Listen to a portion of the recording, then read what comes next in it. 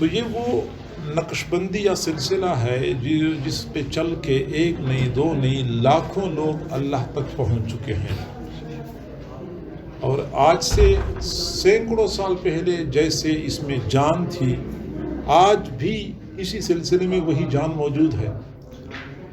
یہ اس کی ہمارے اکابر کی کرامت ہے کہ جس طرح آج سے 500 سال پہلے لوگوں کی اصلاح کے لیے ایک کامل طریقہ تھا، زمانہ گزرنے کے باوجود، حالات بدلنے کے باوجود آج بھی اسی طرح لوگوں کی اصلاح کے لیے کامل، کافی اور وافی ہے۔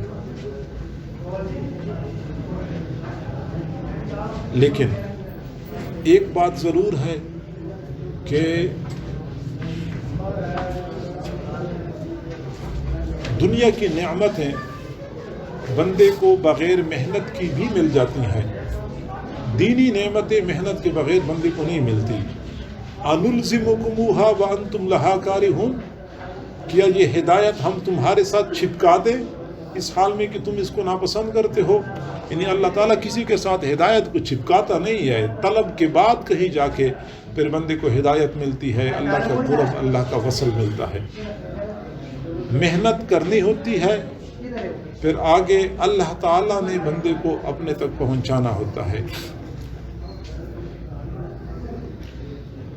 محنت کیے بغیر اس طریق میں کامیابی ممکن نہیں ہے۔ یہ یقینی بات ہے کہ جب بندہ اپنے مشائخ کی صحبت میں جاتا ہے، ان کی خدمت میں بیٹھتا ہے، تو کچھ وقت تک بندے پر اثرات ہوتے ہیں، لیکن وہ اثرات دائمی نہیں ہوتے، کچھ عرصے کے بعد وہ اثرات ختم ہو جاتے ہیں، پھر بندہ ویسے خالی بیٹھا ہوتا ہے، پھر کہیں اللہ والوں سے ملاقات ہو جاتی ہے، کچھ بندے کی بیٹری چارج ہو جاتی ہے، پھر دوبارہ بندہ اسی طرح ہو جاتا ہے۔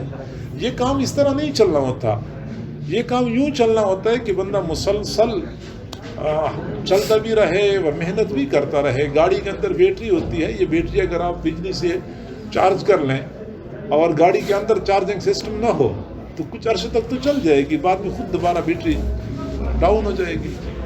لیکن کمال یہ ہوتا ہے کہ گاڑی کے اندر خود اس کے چارجنگ کا سسٹم چلتا رہے۔ پھر اسی طرح ایک سالک کا معاملہ بھی ہوتا ہے۔ ہمارے مشائخ میں سے بعض حضرات مریدین کو محنت کرنی ہوتی ہے، محنت کے بغیر بندے کو ترقی نہیں ملتی۔ من لا ورد لہ لا وارد لہ، جو بندہ اوراد کی پابندی نہیں کرتا اس پر واردات نہیں ہوتی۔ یہ بنیادی اصول ہے، سادہ اصول ہے تصوف اور سلوک کا۔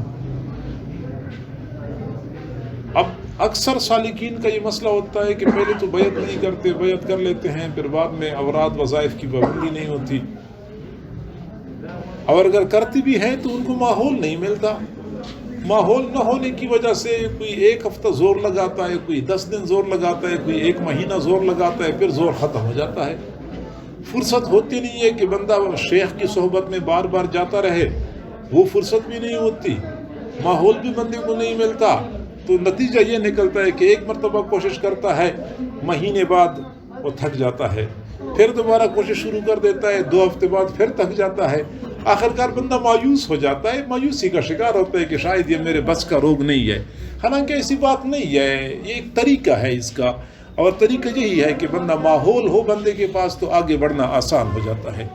اور ماحول کا طریقہ بھی یہی ہے کہ پیر بھائیوں کے ساتھ بندے کی نشست ہو، کوئی ملاقات ہو، تو جب پیر بھائی آپس میں ملتے ہیں تو ان کے ملنے کی وجہ سے رحمتیں متوجہ ہو جاتی ہیں، مشائخ کے قلوب سے فیض ملتا ہے۔ پیر بھائی اگر آپس میں ملتے ہیں تو اگر کبھی شیخ کے خلیفہ کی صحبت بندے کو میسر ہو تو پھر یہ نور علی نور بن جاتا ہے۔